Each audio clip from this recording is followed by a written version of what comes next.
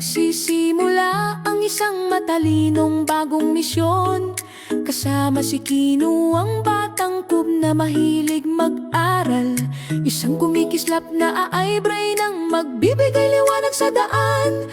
Tinutulungan si Kino na tuklasin ang mga bagong ideya ngayon. Sa mga puzzle at tanong magsisimula ang paglalakbay. Teknolohiya at kuryosidad ay magkakabit sa puso't isipan.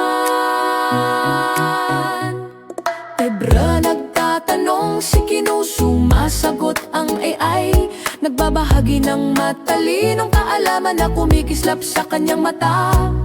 Mula sa mga numero hanggang sa mga kulay at kwento, ang iBrain ay nagiging matalinong gabay ni Kino.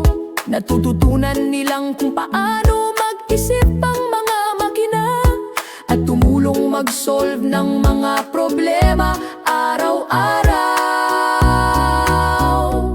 Dito si Kino at ang iBrain, nagmumuni at nag-aaral. Paulit-ulit ang mga tanong ay dumadami at ang mga sagot ay kumikislap. Nagkaroon ng pagkakaalam ang matatalinong puso at isipan. Libre nagtataka si Kino, paano mo nalalaman? Sabi ng AI, mula sa mga datos na tumutulong sa aking paglago. Ang mga pattern at kaalaman ay tumutulong sa akin upang maintindihan.